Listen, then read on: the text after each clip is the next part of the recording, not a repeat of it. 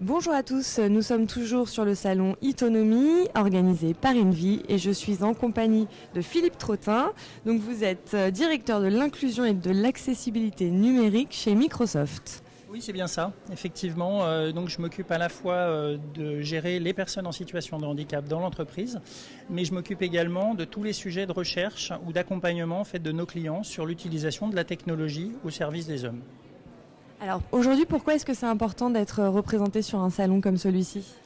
Alors c'est important parce que ça permet aussi de rencontrer les startups qui sont présentes sur le salon, donc de pouvoir éventuellement avoir de la synergie entre ces startups et ce que nous on propose de notre côté. Et puis on soutient également en fait Envie, donc qui accompagne le département, enfin le 78 et le 92 dans le secteur de l'aide à la personne. Donc on les accompagne aussi sur la digitalisation de ce secteur. Donc comment on accompagne ce secteur sur la formation autour de l'usage des technologies et comment on peut aider en fait à faire progresser les choses dans ce secteur. Alors concrètement justement, comment est-ce que vous pouvez les aider ? Alors on a un certain nombre en fait de projets. Alors les premières choses à mener, c'est probablement de former les gens à l'usage du numérique, comment être plus efficace à travers l'utilisation des réseaux sociaux par exemple comme nouveau canal pour échanger avec les patients, les consommateurs de leurs services, comment aussi créer du lien avec leur propre personnel, donc comment mieux gérer l'ensemble de leur alors soit entreprise, soit association en fonction du cas de figure. Et donc voilà, grâce à ce numérique, on peut progresser. Et puis en complément en fait de ce qu'on peut mener ici, on a des dispositifs qu'on peut être amené à utiliser. Alors là j'ai avec moi par exemple un casque HoloLens, alors je vais le mettre pour vous montrer un peu. Donc c'est un casque, pour moi j'ai l'impression de porter en fait une paire de lunettes et je peux projeter grâce à ce casque, donc qui est un vrai ordinateur autonome, je peux projeter des hologrammes dans mon environnement qui va me permettre d'apporter de l'information à la personne qui l'utilise. Alors on peut prendre différents exemples, Imaginons que je suis une personne sourde, il y a des bruits à l'extérieur, je vais être capable d'afficher des pictogrammes qui correspondent aux différents bruits captés. On a utilisé ce type de dispositif dans des opérations, à l'hôpital Avicenne par exemple, sur lequel un chirurgien était en train d'opérer et pouvait accéder au dossier patient ou aux informations sur les prothèses directement avec son casque, sans être obligé de demander à une infirmière d'aller chercher du papier ou des documents. Il avait directement accès à cette information grâce à ce casque. Voilà.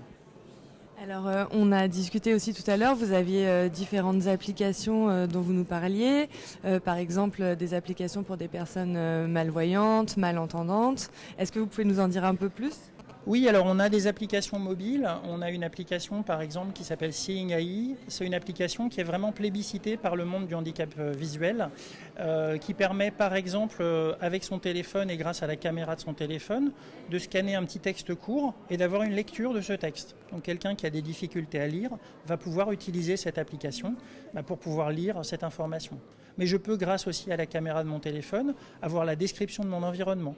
Je peux reconnaître une personne, je peux éventuellement la décrire, dire si elle porte des lunettes ou pas, la couleur de ses cheveux. Je peux également en fait naviguer tactilement sur une photo et décrire la photo à la personne non-voyante. Donc la personne prend une photo, va utiliser son doigt sur son téléphone et va pouvoir avoir une description exhaustive de ce qu'il y a sur cette photo en fait, en termes d'objets, en termes de personnes. Donc c'est vraiment un plus. On voit aussi par exemple ici une manette Xbox. À quoi ça sert ? Alors en fait cette manette, donc c'est ce qu'on appelle la manette adaptative Xbox. Alors c'est une manette qui en fait dispose d'un certain nombre de contacteurs. Alors ces contacteurs, leur intérêt c'est de pouvoir connecter des dispositifs externes pour gérer des problèmes de mobilité.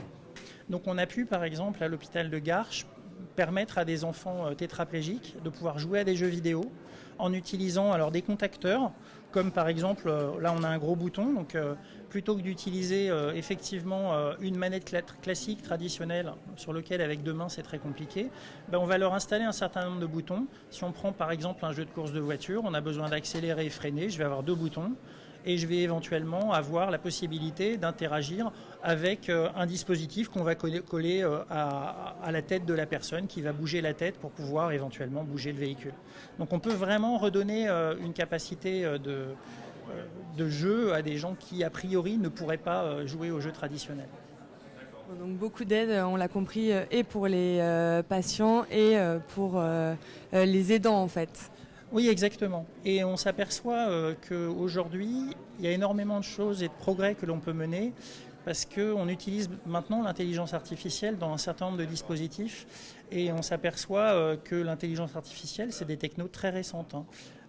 L'équivalent entre la reconnaissance qu'une personne peut faire ou qu'une machine peut faire, ne serait-ce que sur la parole, sur la voix, ça date de 2015. C'est très récent. Et donc en fait, c'est des technologies qui progressent très très vite et sur lesquelles on sait qu'il y a énormément de scénarios d'usage, quel que soit le secteur d'activité, dont le secteur de l'aide à la personne. Permettre par exemple à une personne âgée de retrouver un peu du contact, du lien, de pouvoir prendre des notes à la voix alors qu'elle ne peut plus écrire forcément. Donc lui apporter des services de cette nature, ça va lui apporter un confort de vie. Voilà. Eh ben, merci beaucoup en tout cas et je vous souhaite un très bon salon. Merci beaucoup.